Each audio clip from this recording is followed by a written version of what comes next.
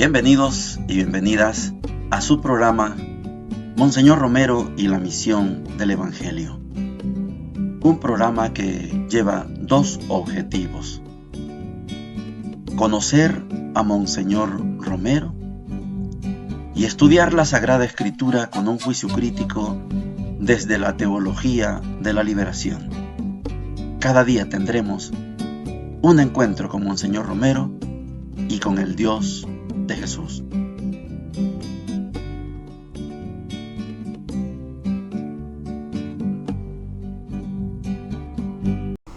Hola, ¿qué tal? Este es su programa Monseñor Romero y la misión del Evangelio. Martes 2 de diciembre, hace 45 años, tuvimos una tragedia en este país. 4 hermanas Merinol fueron capturadas, violadas, asesinadas y sepultadas a baja altura, y fueron descubiertas siendo comidas por perros. Una tragedia de hace 45 años. Justo en la primera parte vamos a escuchar a Monseñor Romero, precisamente describiéndonos la vida de la iglesia, esta iglesia sin temores, esta iglesia ovacionada, aplaudida, felicitada, admirada. Oigamos a Monseñor. Esta es la hora, hermanos, por donde va pasando la iglesia, en esta hora de que el Adviento nos quiere llenar de esperanzas. Por otra parte, la iglesia, hermanos, yo quiero que cada día nos sintamos más satisfechos de ser iglesia, y que a pesar de las dificultades del ambiente, la iglesia vaya solidificándose, haciéndose más comprensiva de su propia grandeza y de su propia dignidad. En esta semana, la iglesia de la arquidiócesis ha recibido satisfacciones muy grandes. Por ejemplo, fui invitado como participante y observador al 7º Congreso Latinoamericano de Trabajadores, que se celebró en Costa Rica del 21 al 26 de noviembre. No pudiendo ir, supliqué al presbítero doctor Jesús Delgado que llevara mi representación, y me cuenta con honda emoción la ovación de que fue objeto el nombre de la Iglesia del Salvador por aquellos obreros venidos de todos los países del continente latinoamericano. Y uno de ellos dijo: si la iglesia hubiera sido así, auténtica iglesia del Evangelio, sin temor a los poderes de la tierra, no tuviéramos que lamentar el alejamiento de la clase obrera, ni tampoco existiera el ateísmo. Es triste, hermanos, pensar que hemos tenido la culpa porque hemos querido apoyar una iglesia en las fuerzas de la tierra. Pero la iglesia que no se apoya en su propia debilidad y en la fuerza omnipotente de Cristo, lo pierde todo. Recibí también aquí la visita del señor obispo de Cleveland, Monseñor Hickey, que anda visitando sus sacerdotes. Aquella diócesis tiene la bondad de atendernos, la parroquia de la Libertad, y allá en San Miguel la parroquia de Chidilagua y la Unión. Le he agradecido en nombre de la arquidiócesis tan hermosa colaboración con sus sacerdotes norteamericanos. He tenido también la visita de 2 prominentes jesuitas norteamericanos, el padre Carter y padre Simón Smith, los cuales también han dado palabras de elogio y aliento a la posición de nuestra iglesia. Ayer también tuve el honor de saludar al padre general, superior general de los pasionistas, padre Pablo Boyle, fue a visitar el trabajo inmenso que están haciendo en Jiquilisco los pasionistas, y por mi parte le agradecí la obra que los pasionistas han hecho aquí en la arquidiócesis. Me dio mucho gusto oírlo, venía recorriendo todos los países de América Latina y decir que la iglesia en América Latina, en todos los países, pero principalmente en algunos, entre ellos El Salvador, es una iglesia viva, es una iglesia que da aliento, una iglesia que se siente verdaderamente iglesia de un pueblo. Conservemos, hermanos, estos prestigios, que son los verdaderos prestigios de la iglesia. También el padre vicario general de los de Marignol, padre Glynn, estuvo a visitarnos, y agradecí también la colaboración que aquí hacen los padres y que nos van a seguir prestando. Sobre todo pedíamos para Chalatenango, y apoyamos el deseo de Monseñor Rivera de tenerlos también en Santiago de María. Qué bonito cuando una iglesia es bien vista adentro y afuera.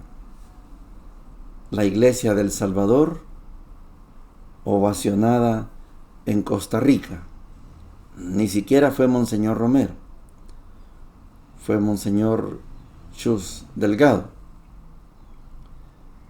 Pero ya la gente clase obrera conoce el trabajo de la iglesia y admiran que la iglesia no está atada a los poderes de este mundo. Esta palabra atada a veces parece tan insignificante, puede pasar desapercibida. Pero la iglesia, hasta que llegó el Concilio Vaticano II, se sacudió el polvo imperial. Casi todo el tiempo estuvo ligada a los imperios. Pero en el año 1962 y 1965, el Concilio Vaticano II opta por ser una iglesia independiente. Y qué lástima, dice Monseñor, que la iglesia sea culpable de mucho desprestigio.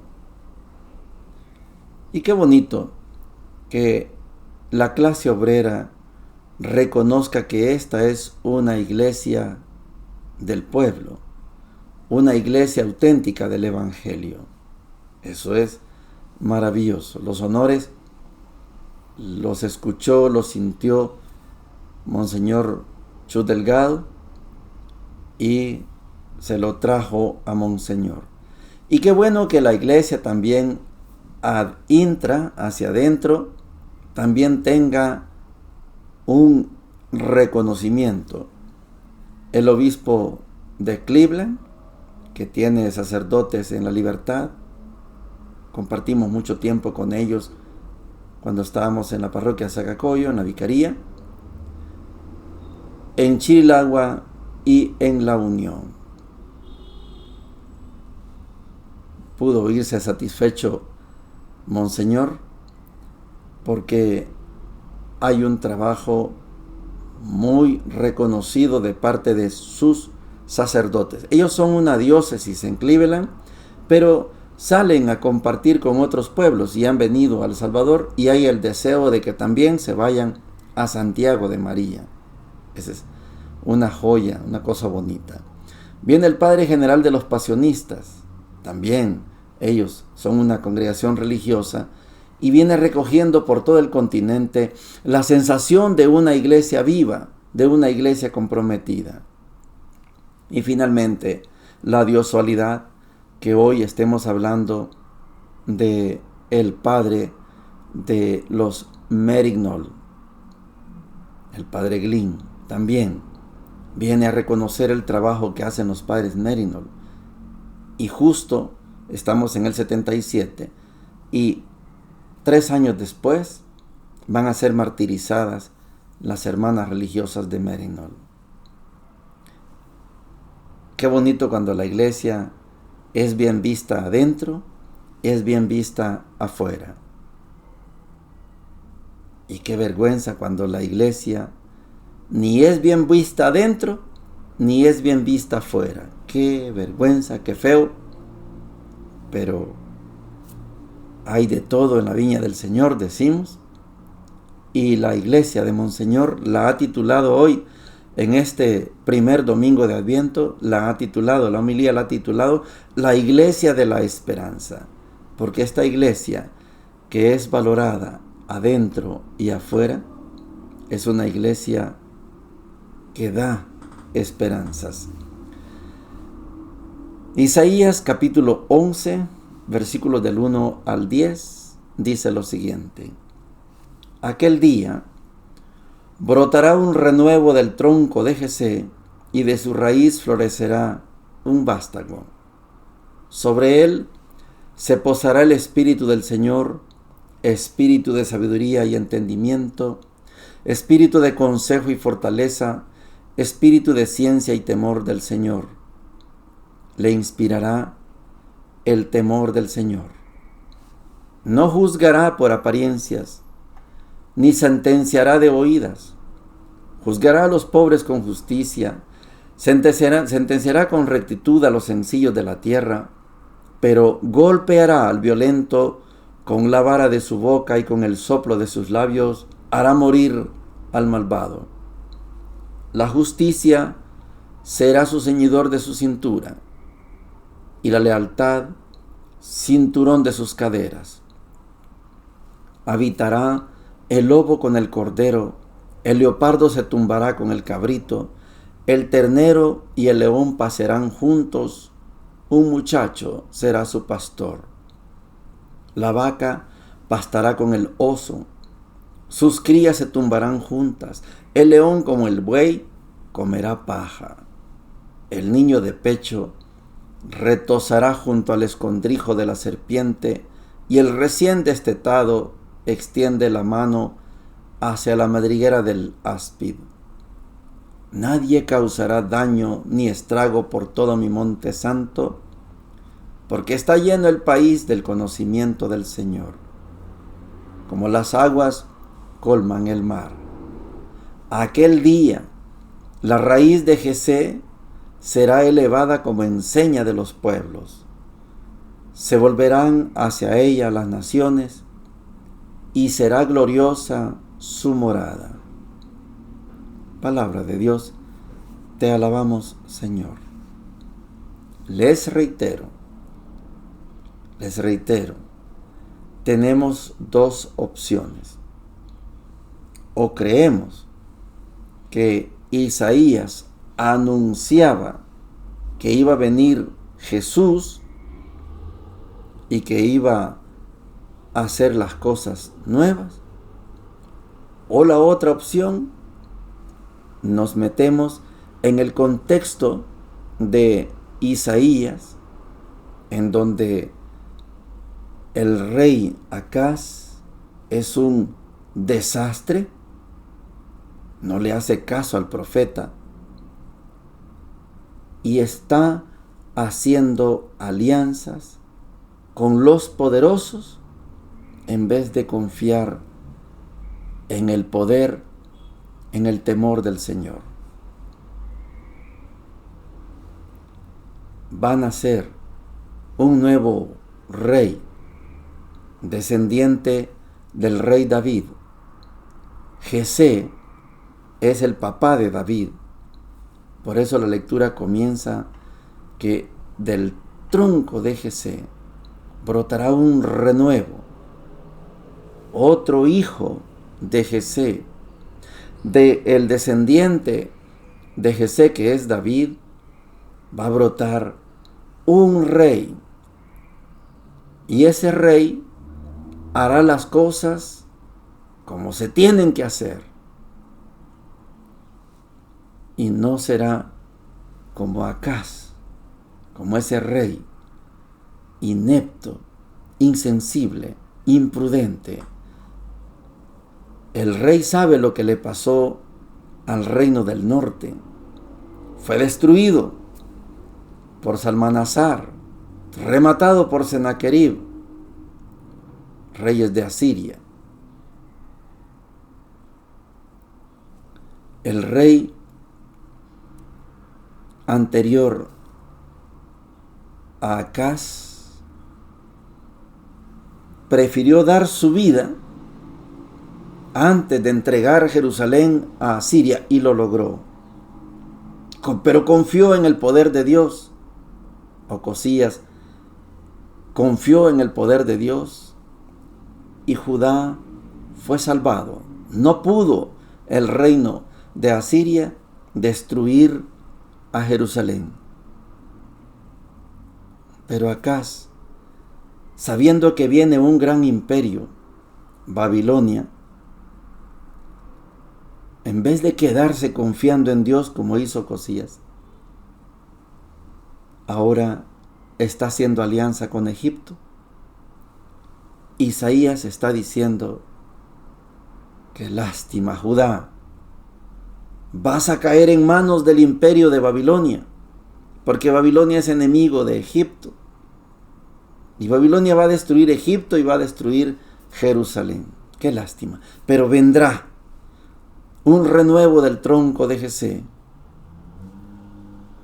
Isaías está hablando de un rey. En el futuro habrá un rey que va a hacer las cosas como se deben hacer cuando se confía en Dios, cuando no se confía en los poderosos de Egipto. No importa que venga Babilonia, es que Babilonia te va a atacar con mayor fuerza si tú haces alianzas con Egipto. Si no haces alianza, a lo mejor Babilonia ni te va a destruir. Pero hizo alianza con Egipto y vino la gran destrucción. Ese texto de Isaías 11 se usa para hablar de un periodo que se llama el milenio. Como que va a venir un rey, puede ser atribuido a Jesús, y entonces vamos a vivir felices. Qué bello, el niño jugando con la serpiente, metiendo la mano en el hoyo de la serpiente, el león con el... ¿qué? Van a pasar juntos, el oso, la vaca, el león con el cordero, y no va a haber daño durante 1000 años. Y los cristianos y cristianas no estamos aquí para un día venir y vivir felices 1000 años. Nosotros estamos por la eternidad. Pero ese texto le sirve mucho a los hermanos testigos de Jehová para andar predicando eso que se llama la vida del milenio.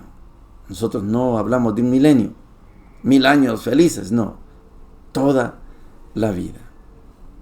Lucas 10, 21 al 24 dice lo siguiente: en aquel momento Jesús se estremeció de gozo, movido por el Espíritu Santo, y dijo: te alabo, Padre, Señor del cielo y de la tierra, por haber ocultado estas cosas a los sabios y a los prudentes, y haberlas revelado a los pequeños. Sí, Padre, porque así lo has querido.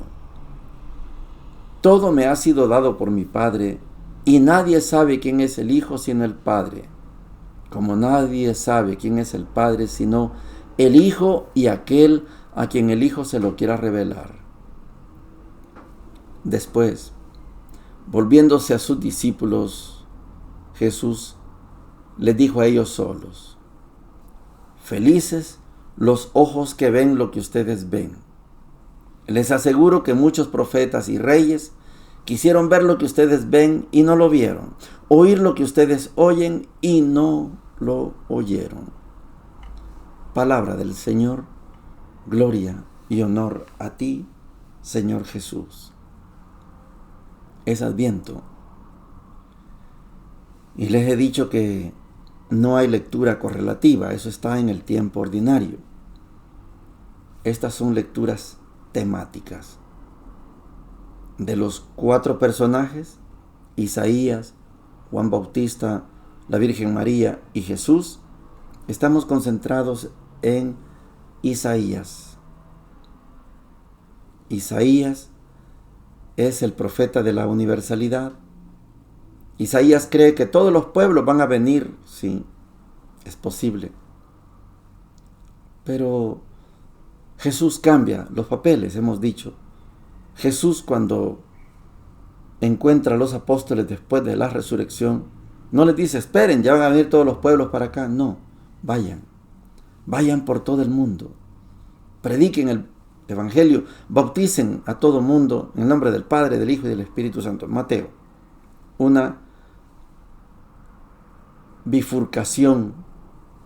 Ya no somos punto de encuentro, somos punto de salida. No van a venir, no, nosotros vamos a ir allá. Y Lucas pone el énfasis en los pobres. Recuerde que Lucas es diferente de Mateo. Lucas pone en el centro a los pobres, no a los pobres de espíritu como en Mateo. Pobres, los humildes, los sencillos, los bienaventurados, por decisión de Dios. Sí, Padre, así lo has querido, así te ha parecido bien. No hiciste opción por los sabios y entendidos.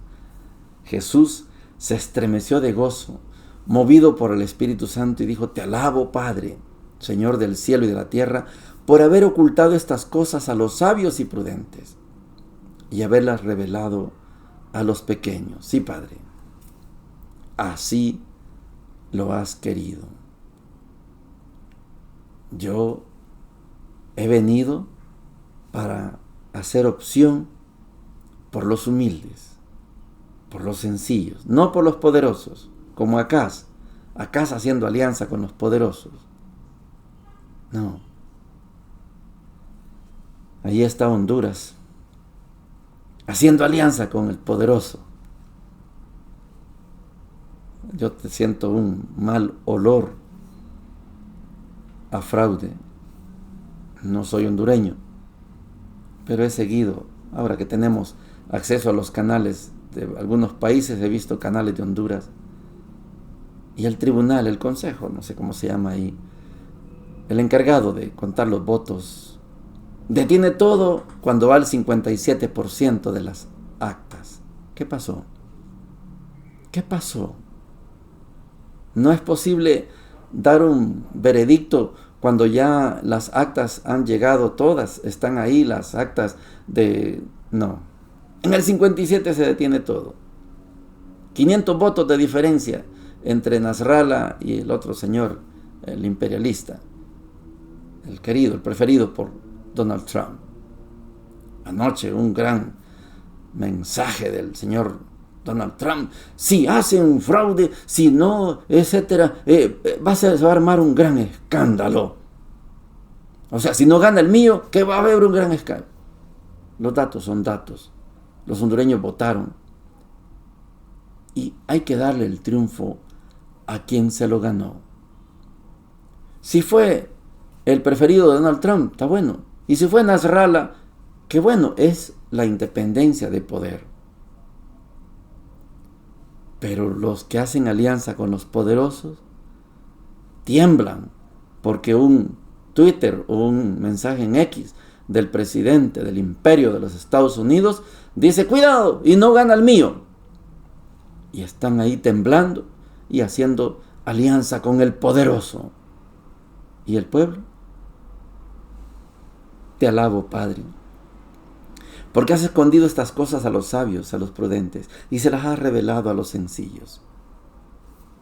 Pobre Honduras, pero esas son realidades.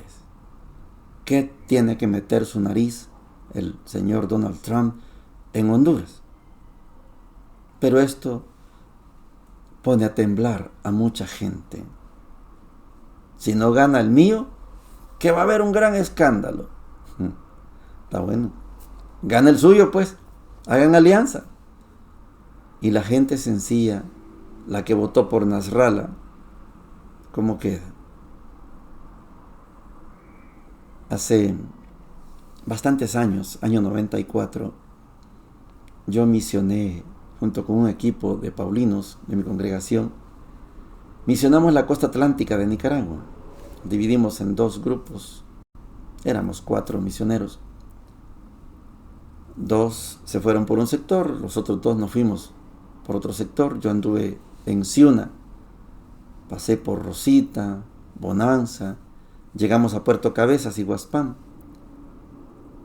Pero cuando estábamos en Ciuna, un padre de los capuchinos, ellos eran los párrocos, tenía un encuentro en un pueblo que se llama Guaslala, y fuimos a Guaslala. Y les puedo decir, qué cosa más maravillosa la experiencia que tuvimos en Guaslala, lejos en la montaña, en donde todo tenía olor a teología de la liberación. Esa muchedumbre en el templo, coordinadas y lideradas por su párroco, tenían un fervor que yo no lo he visto en otra parte. Voy a decir, ni siquiera lo puedo comparar con el fervor cuando vamos a las vigilias de la UCA. Mire, cuando el sacerdote levanta la hostia y el vino, ya convertidas en el cuerpo y la sangre de Cristo, y dice, por Cristo, es que era inmenso el grito de toda la asamblea, con el puño izquierdo en alto, por Cristo, con Él y en Él, a ti Dios Padre. Es una consigna, pero qué espeluznante. Ahí no había, de verdad se los digo, ahí no había señales de una iglesia aliada con los poderosos. Esta era verdaderamente una iglesia de los pobres. Guaslala, un pueblito por allá. Allá en el mural, en el altar central, estaba una pintura de gran tamaño de un Jesús al estilo de Pancho Villa, con 2 cananas cruzaban su pecho y una cruz en su mano, como diciendo, ¿cuál es el camino? ¿La cruz o la guerra? Estamos en el contexto de la revolución sandinista. Año 94, gobernaba la señora Violeta Barrios de Chamorro, que hizo alianza con el poderoso Estados Unidos. Esa alianza le ayudó a ganar las elecciones en Nicaragua y derrocaron a Daniel Ortega. Pero esa alianza le costó a Nicaragua 17,000 millones de dólares, porque la Corte Interamericana castigó a Estados Unidos con 17,000 millones en indemnización por los daños que le provocaron con el armamiento y la guerra de la contra desde Honduras hacia allá. Alianza con los poderosos y no confianza en el Dios. En Guaslala, ahí no hay alianza con los poderosos. Ahí hay alianza entre pobres, y es lo que Dios quiere.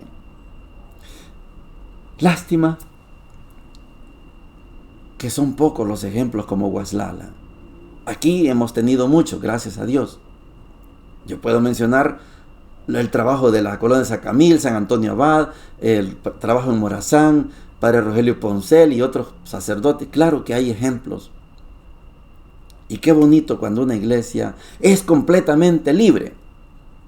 A mí la iglesia de San Salvador de verdad me cae muy bien, porque no se ha rendido, no se ha entregado a la alianza con los actuales gobernantes. Yo sé que hay diversas opiniones sobre esto, pero a mí me gusta más el silencio del arzobispo que los atrevimientos de otros que hablan. Yo les llamo a estos futuristas, diciendo, ¿qué es lo que va a pasar? Espérese que pase primero. Y si pasa, entonces denunciamos, pero si no pasa, no hay por qué denunciar. Me encanta cuando la iglesia no hace alianza con los poderosos. Me encanta cuando la iglesia hace alianza con los pobres. Ese es el camino de la verdadera iglesia de Jesús. Monseñor Romero lo hizo. Monseñor Romero no hizo alianza con los poderosos. Monseñor hizo alianza con los pobres. Y los pobres, dice Monseñor, los pobres me enseñaron a leer el Evangelio. Con este pueblo no cuesta ser buen pastor. La alianza no es con los poderosos, como Acaz en Isaías 11, Isaías 7. No, la alianza es con los pobres. Y cuando la iglesia está aliada con los pobres, es invencible, porque tiene en su pecho, en su corazón, en su cerebro, en su alma, el Espíritu de Dios. A mí me encanta mucho, pero mucho, mucho el Adviento, porque es un tiempo que da esperanza a los pobres. Pero la iglesia,